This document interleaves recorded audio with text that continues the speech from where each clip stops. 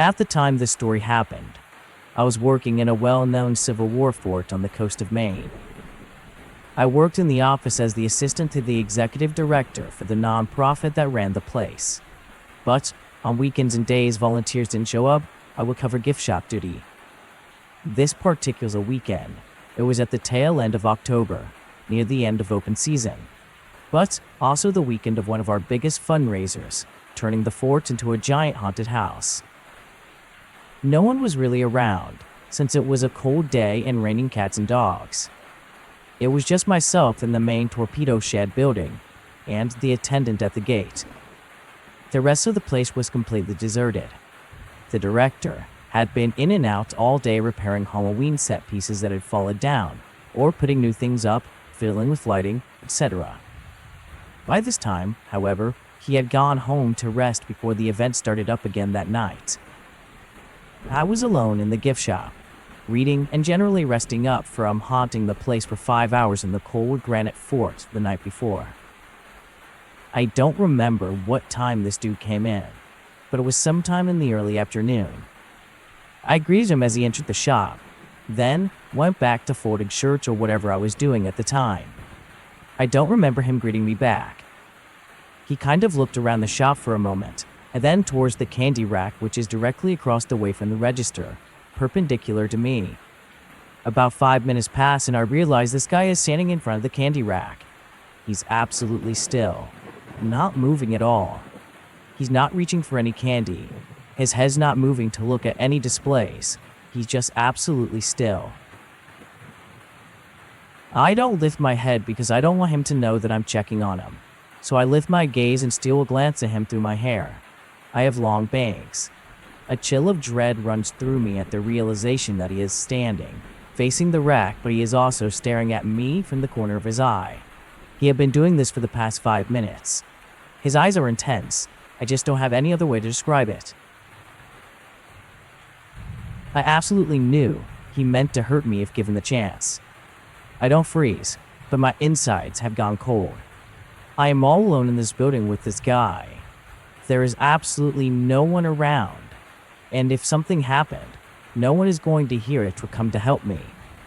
There are walkie-talkies to contact the park rangers, but they're out in the fort for the haunting volunteers to use in case of an emergency, such as one of the reenactors falling 8 feet off the ledge in the dark and cracking his skull on the cobblestones, as happened one year. I've finished folding the shirts and I'm considering my options, trying to look blasé, but secretly freaking the hell out. Imagine to my relief when one of the volunteers, my boss, walked in. I'm saved. They walked around the lobby, picking up stuff and getting ready to go out and ready the displays. Meanwhile, the dude at the candy rack has still not moved a muscle and is still staring at me. It's been over 10 minutes by now, and I'm seriously unnerved. I try to catch the volunteer or my boss's attention to get them to come into the gift shop and help me out here, but they're too intent on what they're doing. After a moment, they leave me alone again. This is it. I'm freaking doomed. This guy is going to vault over the counter at any moment and assault me, I think to myself. I'm in my early 20s and was a lot more timid than I am now, so I'm at a loss of what to do. I'm trying to be polite for God knows what reason. Also, I'm 5'10" and weigh 130 pounds, soaking wet. The only defense I might have is my fury, but I know I'd easily be overpowered. I have visions of people returning to the building and finding my lifeless body behind the counter, or not finding me at all. I want with everything in me to get out of there, but the only door is within hand's reach of him. The gift shop is small. If I pass him, it gives him the perfect opportunity to grab me, without even having to reach.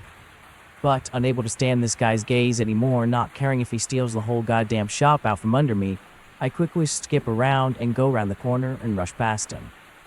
I hightail it to the office and shut and lock the door. I stand there for a moment listening, heart pounding in my chest. There are big windows in the office, and as I grab my purse and cell phone, I am sure I'm going to look up any minute to see him standing out on the walk staring in at me, or hear him trying to get the door open.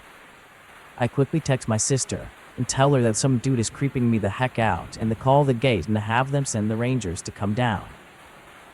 I was afraid to speak it out loud for fear that this might guide this guy into his action.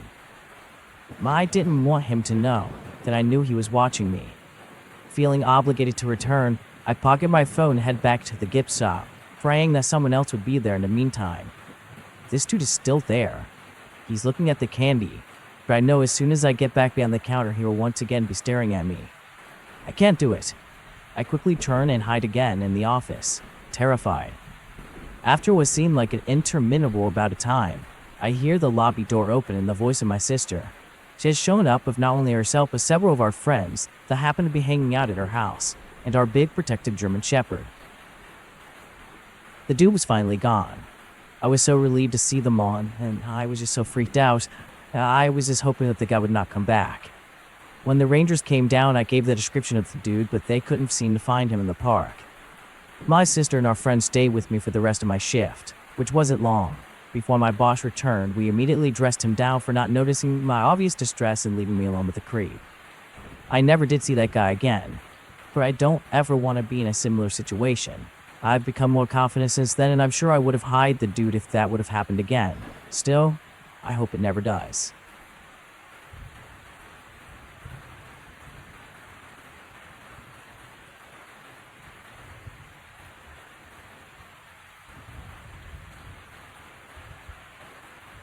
My stepdad has two younger brothers. The youngest is my age and the oldest is my sister's age. My grandma, stepdad's mother, put them in Boy Scouts. For the sake of anonymity, we'll call the youngest Ken and the oldest Mark. I was at a parade with my family when the Boy Scouts came marching by.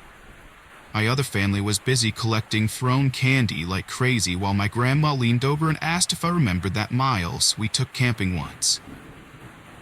I didn't remember him at first as we went camping often and took others along a fair bit at the time. Then she refreshed my memory a bit. Miles was an assistant to Ken and Mark's troop and was especially helpful with socially awkward Mark. My grandma, being grateful for his help, invited him along to come camping with us. My grandmother then informed me Ken told her something that made her promise never to tell anyone. Miles took Ken down to the railroad bed while camping and told him to pull his pants down, and they play a game together.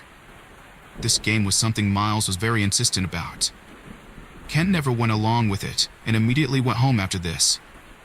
My grandmother then approached Mark and asked him if Miles had made any unwanted advances on him. Mark said he did, but he didn't say anything because he was too worried to get in trouble. Miles apparently took Mark to a secret getaway before asking him to pull his pants down and touch him. My grandmother never said if Mark was coerced into this, but I imagine he was. Unfortunately, Mark was incredibly shy and socially awkward, which made him vulnerable to this creep.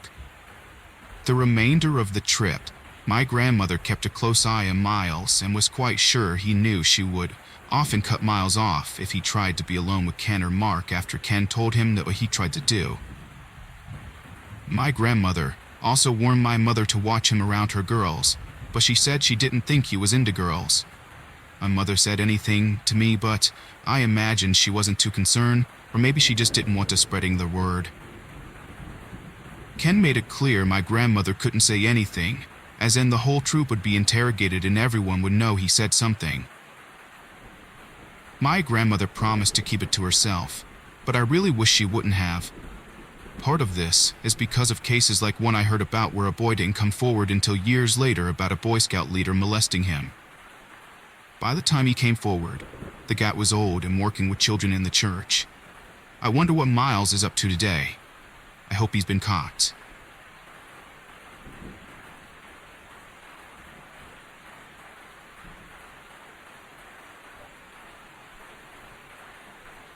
When I was 19, I was a Venture Scout, which is essentially Boy Scouts for older kids and gender mixed.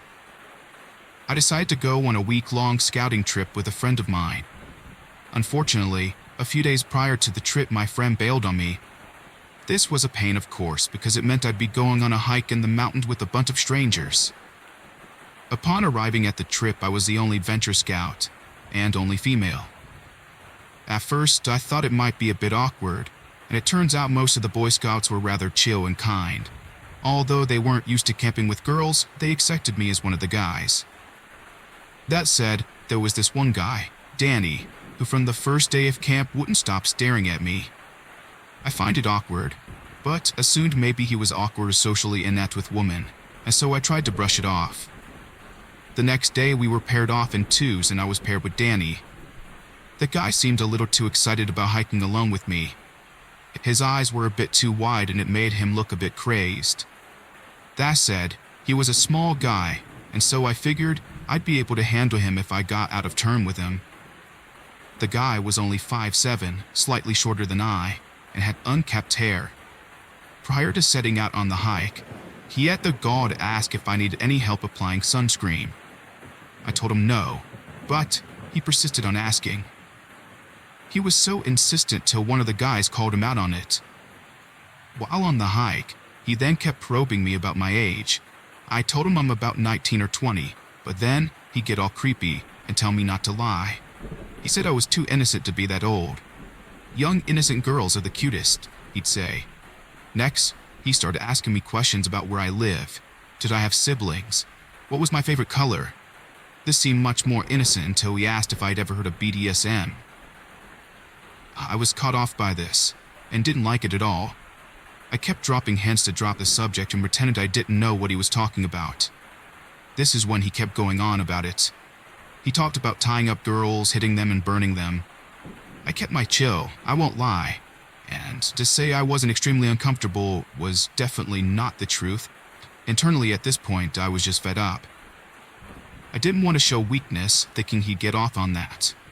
All I kept thinking was he really continuing on with this? This is when he began complimenting me. Began saying he didn't see a lot of girls these days with such pale skin. He'd asked if I used a moisturizer while trying to touch my hand. I decided to keep my arms on my backpack straps and away from him while he decided to tell me about my pale skin and how it was the most beautiful because you can see the burn marks and bruises more clearly. I felt sick and my stomach was churning knots now. Danny thought it was a good idea to ask if I was a virgin and if I was into rape fantasies. He then asked if I wanted to play rape roleplay with him. I was in disbelief at the way he said this, or that he'd bring it up at all. I looked at him and saw he was smiling. It was creepy. It was a childish sort of smile that gave me chills. I looked away and quickened my pace. He was far too close to me. I kept thinking, I'm sure he saw the fear in me at this point. This was when, to my relief, I saw another pair of scouts too close to me. I kept thinking, I'm sure he saw the fear in me at this point. This is when, to my relief, I saw another pair of scouts ahead of us. I ran up to them suggesting, practically begging them, to pair up. They declined at first because we were supposed to be in groups of 2, but upon seeing my panic and distress, they agreed to tag along with us. We hiked to the top the entire time and I made a point to stick close to the 2 other boys. On the way down, they asked if we wanted to trade partners. I looked back at Danny, who looked livid at this point. There is no doubt in my mind he got off on trying to make me uncomfortable and quite possibly would have tried something if I stayed alone with him much longer. I accepted the offer to switch partners, ignoring any pleas from Danny not to, and went down the mountain with much kinder, caring and chill partner. On the way down the mountain, my new partner asked me if Danny was bothering me. I lied and said he wasn't bothering me too much, as I was 19 and thought it looked pathetic for me to be distressed by some 15-year-old kid. All was going well till that night, when I was alone in my tent. It's always a little unnerving to be alone on a hike in the middle of nowhere. This said, the scoutmaster insisted I be far away from the boys' camp so they wouldn't bother me. This naturally only made me feel vulnerable, as I was quite sure Danny would try to bother me. Later that night, I heard rustling. I figured it was just a deer or elk and went back to sleep. Shortly after this, I heard my tent opening. Looking through a crack in my sleeping bag, I saw the white of an eye staring into my tent. It was Danny. I froze, holding my breath and gripping my dad's hunting knife just in case I need to use it. I pretended to be asleep while waiting for my moment. Should he be stupid enough to come at me? Danny just stared at me, breathing heavily and muttering to himself. Eventually, about an hour, he left. The next morning, I was exhausted and kept close to the other scouts while getting naps where I could. It was hard to keep my cool and composure, which led to my fair share of disputes with the scout leaders. I felt on edge and defenses as every now and again Danny would creep up and try to caress my neck or feel my hair. Every night for the remainder of this trip, Danny was there watching. One night he went digging through my backpack, but unfortunately for him, I kept all my clothing and stuff in my sleeping bag. As important to note, growing up, I've always been in hard situations, and kind of left on my own, so I always felt it showed weakness, asking for help, and didn't trust most others. So I felt only I had myself to rely on. It was because of this I was going to just tough out the rest of the week. Halfway through the week though, the scoutmaster called Danny away and soon after sent him home. I feel like the scout I partner with must have noticed that Danny had been doing some weird stuff and filed a complaint to the scoutmaster. I thought this because while everyone else was confused and saying bye and unhappy like, this scout had his arms crossed and was staring Danny down judgmentally. Somehow, Danny looked bewildered by it all. It was as though he honestly believed he didn't do anything wrong and wasn't sure why he was being sent home. I try not to think about the events that happened, but thankfully, the rest of the week went off without a hitch. I am grateful that, although it wasn't allowed, my dad insisted I brought his hunting knife with me for protection.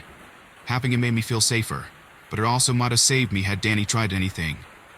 I don't know where he is now, but I'm worried he will grow up to be a serial rapist or worse, with the way he was acting. At the very least, he was definitely disturbed.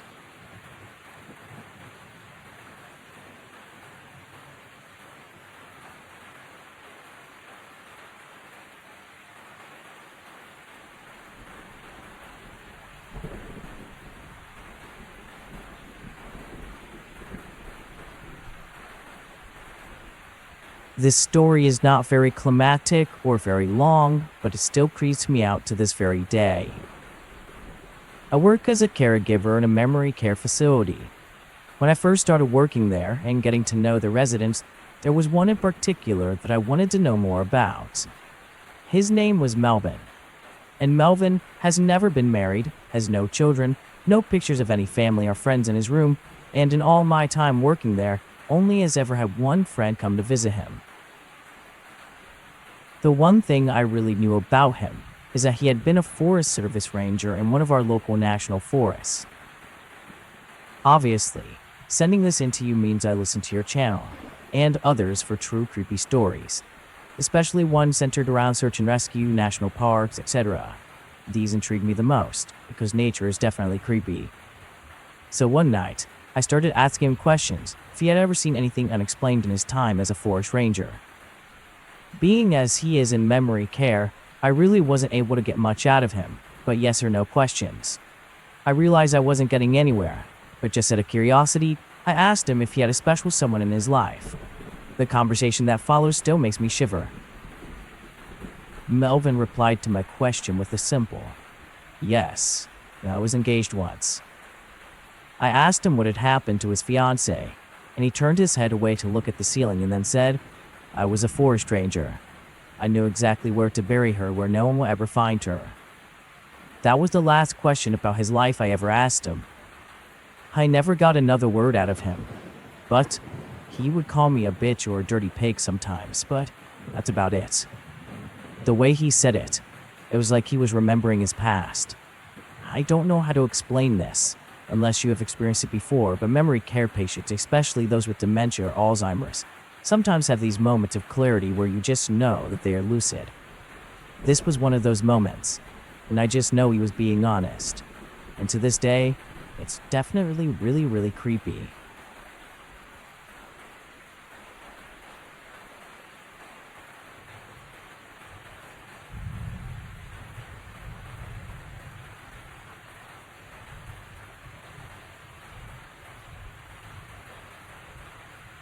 I have an uncle that used to work as a park ranger somewhere in Michigan.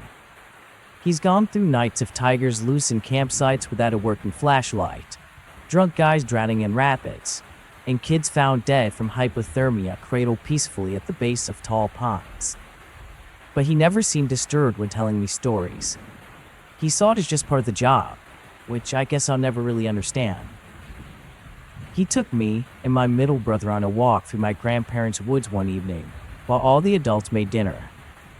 The other two boys were completely occupied with a video game that was only two-player, and so our uncle decided that he would give us other two some special attention. Especially to me, as being the only girl, I would get excluded from a lot. We walked for maybe 15 minutes before my uncle stopped dead at the swamp area in the woods, a place that we went too often to hunt for mushrooms in the summer.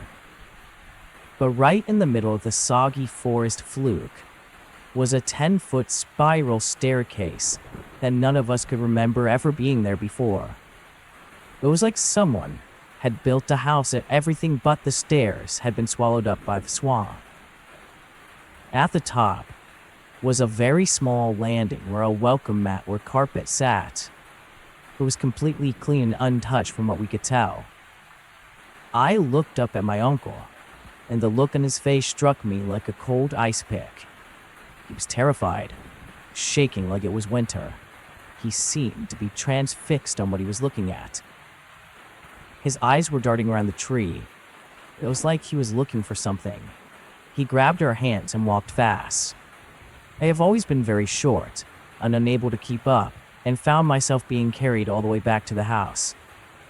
He set me down only when we were in direct sight of the house, and told us not to say anything about it to anyone, especially the boys, and not to go out of sight of the house without him. We were very confused and scared, as it just sounded insane. We kept our mouths shut. I recently went back to visit, and convinced my brother to come with me to see the staircase, though it took a lot of convincing for him to come along, and he refused to go without our gun and our 200-pound Mastiff. When we got there, to the right spot, there was nothing. It was just a clearing. No bits of metal, no carpet, just an empty clearing and a nice big patch of mushrooms. Very creepy to me, honestly. Those mushrooms might have been in our dinner if our Mastiff hadn't growled the moment we stepped towards them. It was probably at a deer, but we left quickly and have never been back since or told anyone what we saw. The energy around that little swamp area is so weird. Has anybody else ever walked into the woods? I saw these random staircases. I see a lot of forest rangers bring them up, and my uncle being one, it's definitely creepy that we saw one with him. Maybe there's a connection. I'd left to know in the comments.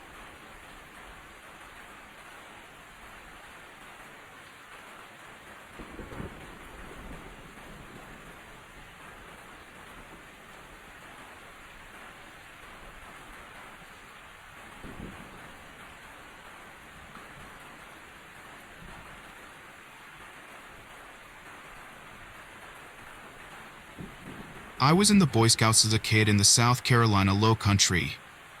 We go on campouts about once a month, and one of the campsites we used pretty regularly belonged to a local guy who owned some land way out in the country and let our troop use it for camping. The actual campsite was in a wooded area in the center of a big open field that was maybe 20 acres. The guy who owned the land wasn't a full-time farmer, so he had plowed the field but never actually planted anything, and the dirt had kind of settled and scrubby grass had started to grow. I don't know. I'm not a farmer. Maybe there's some kind of term or something for that. Anyway, the western edge of the field was a dirt road that eventually led to the highway.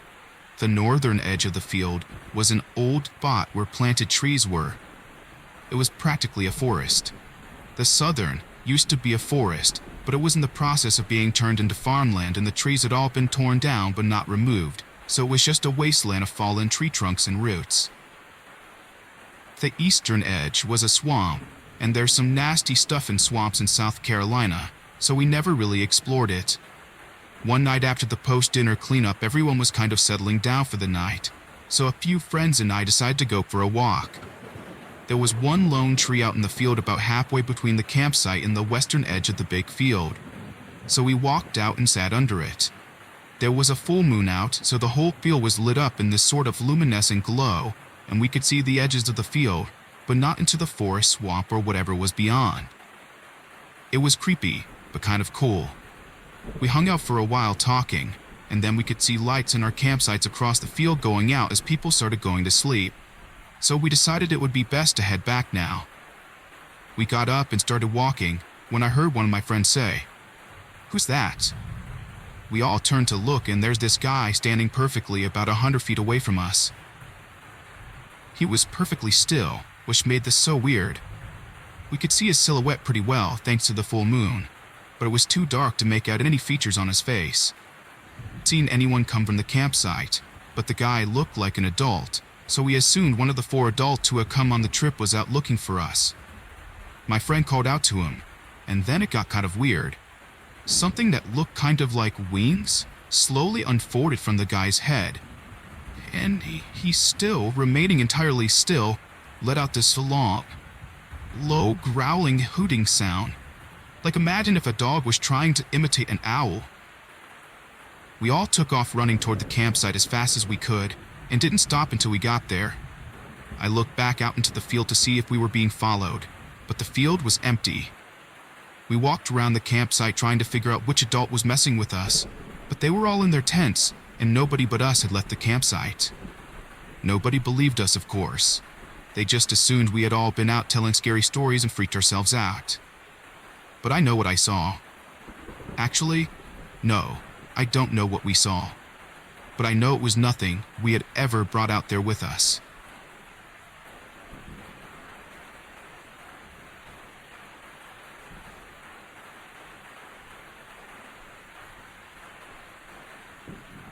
When I was 12 or 13, my Boy Scout troop was going on a camping trip to Gettysburg. We were camping outside of town, but not very far in, which is why I'm very confused to this day by what I saw.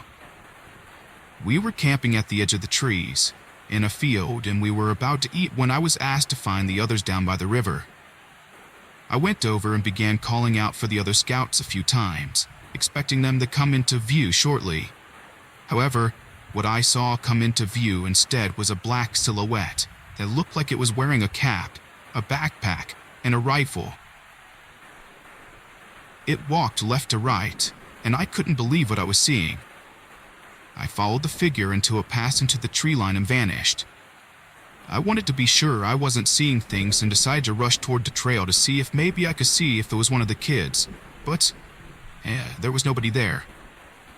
I continued to call out for the kids, and when I went down there, no one was around. I went around calling everyone until they turned up. I ultimately found them maybe around 100 yards to the right of where I saw the silhouette. I asked if they'd been running around, but they all looked at me like I was crazy. They were sitting at the edge of the river throwing rocks in it the whole time. Later on, we learned that the area we were camping in, a battle took place during the Civil War.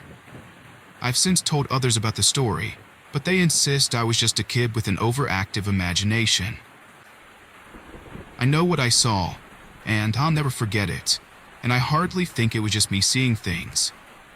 I've read tons and tons of stories from this area about people seeing similar things, and I think with a great battle that happened there, there's no way energy is not being stored there.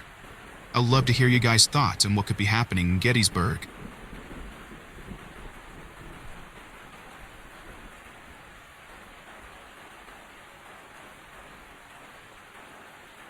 So growing up, I went to a pretty big 900-acre and well-known Boy Scout camp in Ohio. The staff would always tell stories of ghosts and omens in the camp.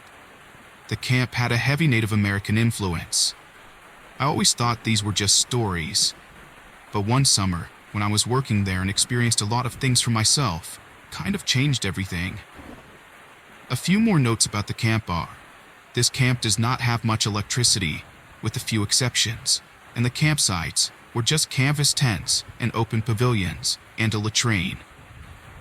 Troops stay there for a full week, and then new troops come for the next week. The first story is about a man named Hutch. Hutch was one of the founders of the camp and I believe was a camp director long ago. It was always told that after taps were paid, curfew for the camp, and a scout was out of their campsite, he would walk with them.